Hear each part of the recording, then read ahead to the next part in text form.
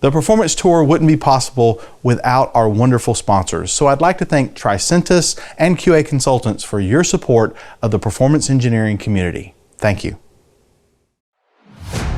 I am on a quest.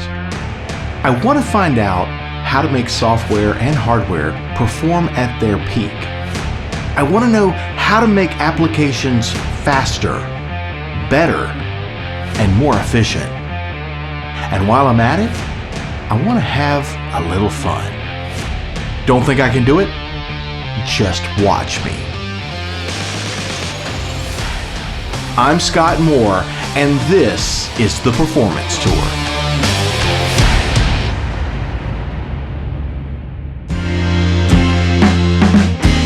DevOps. It's a word you really can't get around in IT today, and it comes up in almost every conversation. But how does that affect the performance engineer? And how does a performance engineer operate, respond, and even thrive in a DevOps culture? That's on this episode of the Performance Tour. All right, so I wanted to discuss the software development lifecycle in general. We've seen over several years the industry move from Waterfall development to Agile development, and then from there to something else now. And I have questions about that. And the person that I think has the information that I need is Will Zuhl. And Will is with us today. Will, thank you for being on the Performance Tour. Absolutely. Now, I'd like for you to tell our audience just a little bit about yourself and your expertise, and then we'll talk about the software development lifecycle. Absolutely. So as you know, my name is Will Zuhl. I've been in the software industry for about 25 years now. Started off as a developer in VAX VMS, and then I've progressed my career through development, through project management, through testing, through ITSM. So I've really covered the gamut as part of that. My heart is in the development lifecycle, and especially around Agile and DevOps, which is obviously what we're progressing into. So that leads me right into my first question, which is, there's no question anymore that if we compare Agile to Waterfall, the advantages of taking small incremental changes, moving them out faster, getting faster mark, there's all these benefits that have been proven, and it's great. Yep. Doesn't necessarily mean that it's right for everybody, but that's kind of the way the world has gone in modern IT. But now we're still kind of progressing from there, because we've learned from some mistakes from Agile. We've learned areas where it doesn't necessarily scale. Yep. And that's really what I want to hone in on in this conversation. So tell me about what you've seen as we've went from Agile to SAFe and other ways to scale Agile and into DevOps. What are the biggest changes that you're seeing that are working, and maybe some lessons that we've learned? I think, in order to answer that question, you really got to understand the historical way of where we got to Agile and what it's supposed to deliver, right? And really, it's all about knowing what your audience wants, right? If you think about how we progressed through technology, as soon as the mobile phone came along, is that people were consuming technology in new ways, shape, or form. There is an app for everything. There are multiple apps for everything. Mm-hmm. And just having that consumer mentality to just change on a whim and be able to uninstall an app and reinstall a new app that's doing something very similar has changed the industry in that. However, my point is that it's all about knowing the consumer of your service, of your product, and what their capacity for risk is within to consuming their particular application, for example, on there.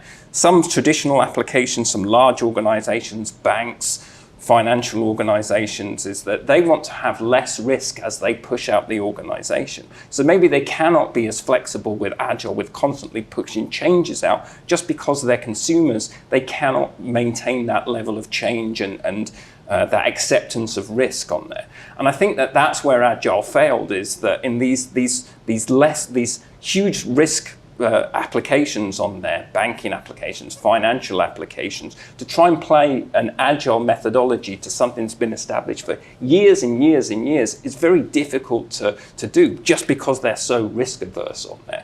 So it's understanding that Agile and small incremental changes may not be a fit for absolutely every organization, purely because what they've established in their past and what's been successful for them up until that future, based upon their user base. Some of the companies that have driven some of this are, by name, Google, Netflix, Facebook, companies that have had to do these rapid changes for making these applications very dynamic and agile in the other sense of the word. Right. But how do we tell these other companies it's okay? Not everybody has to be a Google, and it's okay to still continue to do software development in another way when it's better for you to do that. It's knowing, as I said, it's knowing your user base, right? It's knowing what their capacity for risk is and what their capacity for change. If you're delivering a valuable service to them, if you're delivering a valuable product that is making their lives better, helping them to do their jobs on there, then you are maintaining that on there. If you look at, practices such as Agile 4, right, which is sort of the blending of DevOps and some of the more traditional Agile things, it basically says start with where you are, measure exactly where you are, and see where you can actually make incremental changes to improve the experience to your consumers, right? Improve your particular product. It doesn't necessarily mean you have to radically change how you're delivering your software organization. It's measuring where you are, understanding what your consumers' capacity for risk and change is, and then making adjustments to your process based upon that. It's not a one-size-fits-all. It's one-size-fits-all for your particular organization and your particular user base. And then doesn't it become who takes ownership of that? Correct. Right. Yes. Yeah. So let's talk about SAFe for just a second, because I think that was a big effort to make Agile scale. Yep. And it has some good points to it. I went through the training myself and looked at it. And when I first look at this big map of SAFe, I'm like, oh, all the Disney parks are in one place. I can now navigate to it, right? But of course, I care about the piece of performance in SAFe. Yep. And I see two areas. I see self-directed teams who have a certain level of responsibility around performance, Yep. their code, their whatever. Yep. And then they build these pipelines and they're rolling out these. But then there's also the system team Yep. idea that kind of looks above the whole forest and is there to help wherever they're at in the life cycle. So I think there were some good things about that, but can you speak to why that doesn't necessarily work for everybody? And I'll give you somewhere to lead to is, what happens if a company tries to implement this and you go through the training and they say, it's not just about your IT department being scalable with Agile, it's other areas like the finance, where the money comes from, accounts payable, accounts receivable. They have to also be in on this as well, because you're developing a software product and you're trying to be agile. You come back, the client says 3 months later they want to change directions. Okay, we need more money or different money or reallocated money. And they go, well, you get money budgeted once a year here. Yeah. Right? So how do you fix that?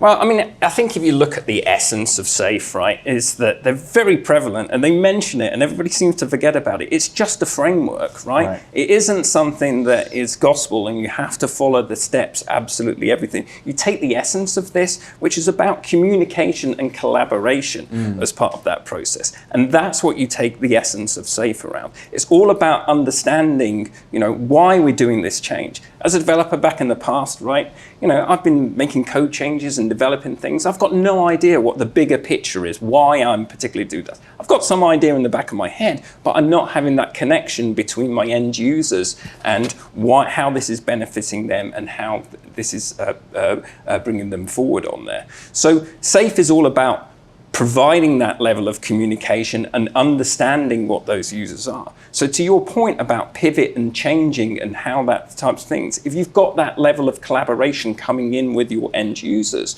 you are able to anticipate and do those changes because you're living that business journey that they're going through at the same time that they are.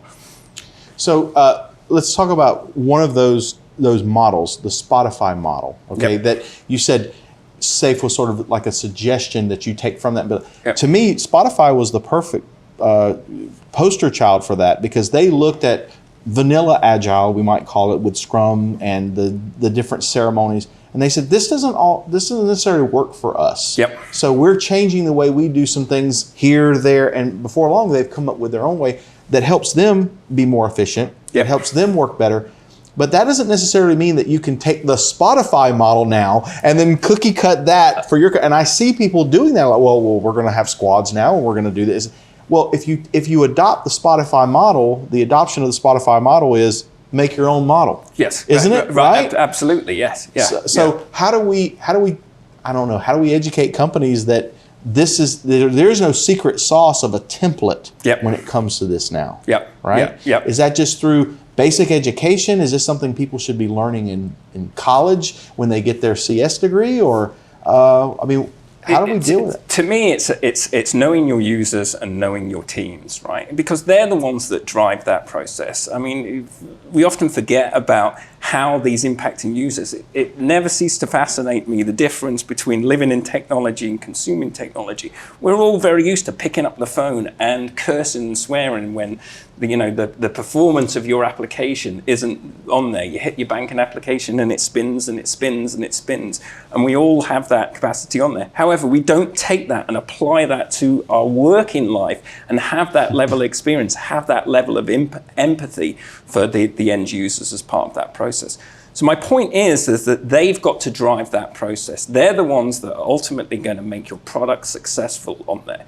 And it's communicating that need to the individual teams, from the high-level executive managers all the way down to the practitioners that are responsible of doing that. How do we get that information to flow of what the users need, what they like, what they don't like, all the way down to the practitioner levels? That's what the essence of Agile is about, is about taking that thought process and getting it into the teams so they can all understand why we're doing this, and they can come together to truly understand what's the best way to move this forward and get this out into the marketplace. It sounds like you're saying, correct me if I'm wrong, that people in IT need to put on a business hat for at least a part of the time. Yep. And think like a consumer, think like their end user, and that's really the secret. Correct. Absolutely. Yep. Well, I see that as a huge problem, because I've actually had conversations with developers, and I would say, now put your business hat on. They go, oh, you don't know how hard that is, man. I just write code. Right.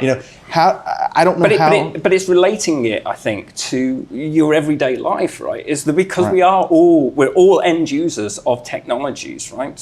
If you look at your mobile phone, if you look on your PCs, right, you're consuming people's services on there. There are things on your services. Take any application that you've got. There's bits that you like and the bits that you don't like on there. You've got to take that mentality and just apply that to the service you're providing. So it's not necessarily putting your business hat on there, it's having that empathy based upon your own experience. I see. Okay.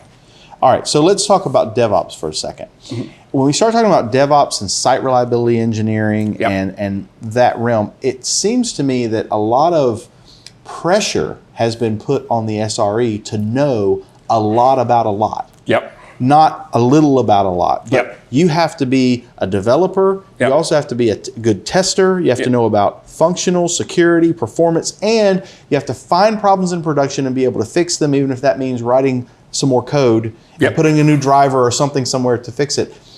Are we asking too much of people? I think that's a mistake on how people perceive DevOps, right? If you look at DevOps, you look at the definition of it, it's Dev and Ops coming together as one single team. However, in that approach, and what people have done with SREs is they're still ops, they're just part of this team. So there's still a gate and there's a barrier between the SRE and the actual individual teams in there. So to your point is that a lot of responsibility ends up on that individual, that group individual, because they're still in that same separate devs and separate ops models on there.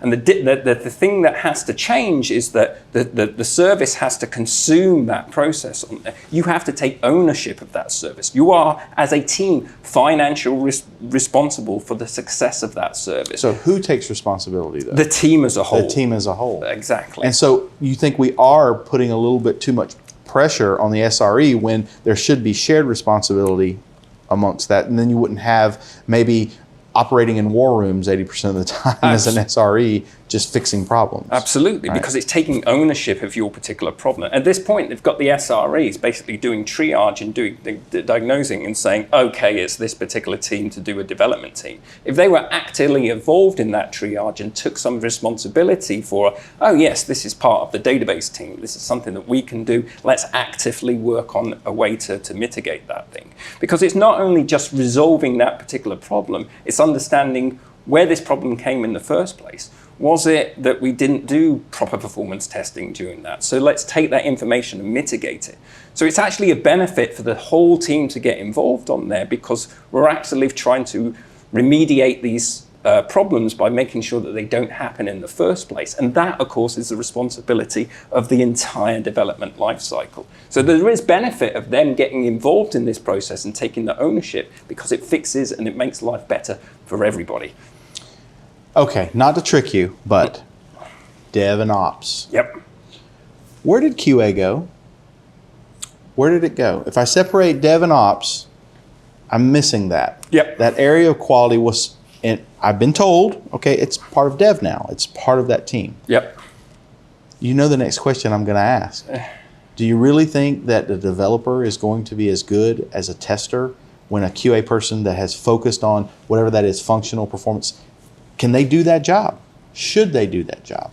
They are going to partially do some of that particular job on there. So who then ultimately is responsible for, say, the performance aspect of DevOps? Is that an SRE with a specific focus? Is it a different job title? Are there still performance engineers somewhere sitting in there? But yeah, there's still performance engineers, right? Because you still have to construct some level of business real performance testing, right? If you look at the developer mentality on there, they're looking at their individual codes. They're not looking at usage patterns, and they're not thinking about, you know, people are going to log on at lunchtime, so we're going to get the big things. They're not looking at those because it's not their responsibility in order to do that. However, in some way, they do have some responsibility to do that code. So I would expect that some small capacity load testing is conducted by the development teams, even as an automated process, just as a finger in the air, right?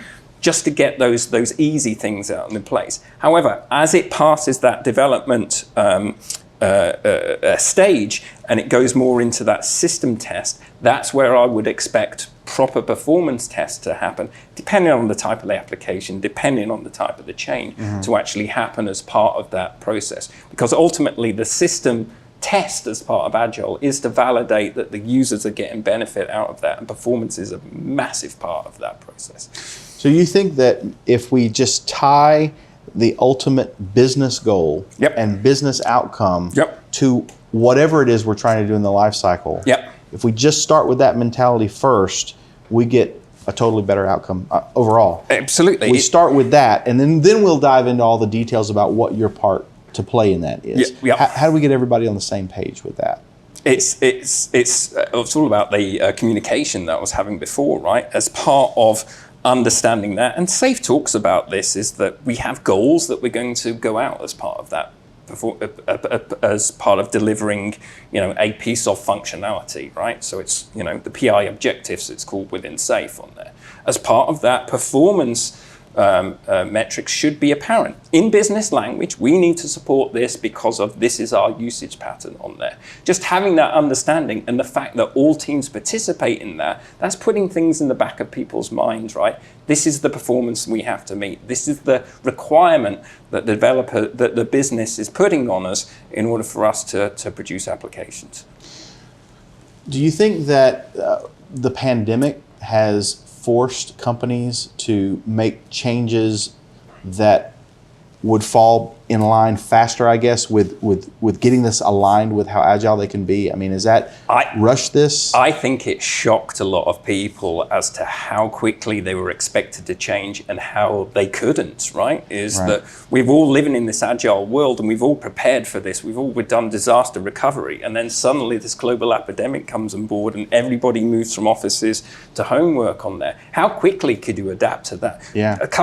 Organizations should be showing, you know, huge lessons to how long it took them from when it was apparent that this shift was happening to when they were up and running effectively within business on there. That tells you a lot about how agile companies are. If it took a long time, or if you're still going through that process, that to me gives you an indication that something has to change within your organization. So where do we go from here? It's early 2022. We have no idea what's going to happen, or what other changes are going to happen next year. I mean, everything's like out in the wild right now, but where do you see development going? Is there something beyond the current DevOps culture? Is there something that we're continuing to move forward, or is it like we've talked about, it's whatever way is best for you? Yep. As long as you know how to deliver it, as long as you understand what your skill sets are, as long as you're achieving the right business outcomes and you know your customers, Yep. that's fine. Is that where we're landing, where everybody's like, look, we're cool here. Yep. We know we've got this. Yep. It doesn't matter what you call that. Yep. Right? Absolutely. Yeah. It's start with where you are and deliver to what the needs of your consumers are, right? In some cases, if it's very fast, it's very agile and the business has constant changes on there, you've got to do that. If you're a bit more of a more traditional shop on there, then stick with that policy because it are working on there. A lot of the conversations that I have with executive levels is that they hate the word agile. They hate the word DevOps on there because people are coming in you have to go faster, you have to make things smaller, you have to do these types of things. And the organizational change that they have to go through isn't worth the effort of the return that they've got, that they're coming through that process. And maybe even the applications and the users that they provide services to just can't handle that level of change on there.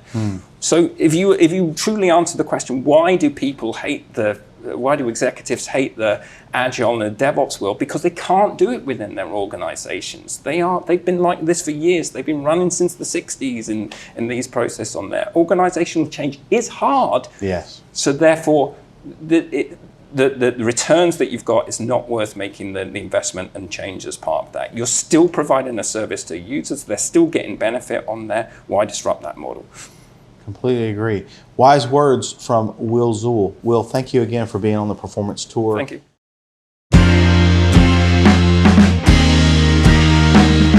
On my way up to Nashville to interview Will for this episode, I had to make a stop in my home state of Florida, St. Augustine. One of my favorite places, Smokin' D's Barbecue. Only a short drive from the beach, you can get your Q fix and then get some rays. Definitely a place I recommend for the Performance Tour.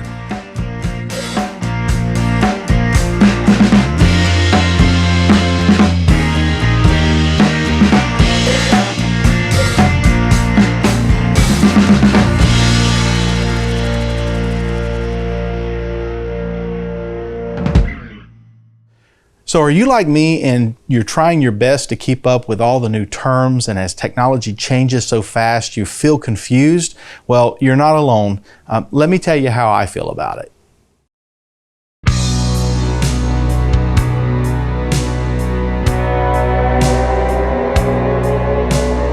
Hello, support.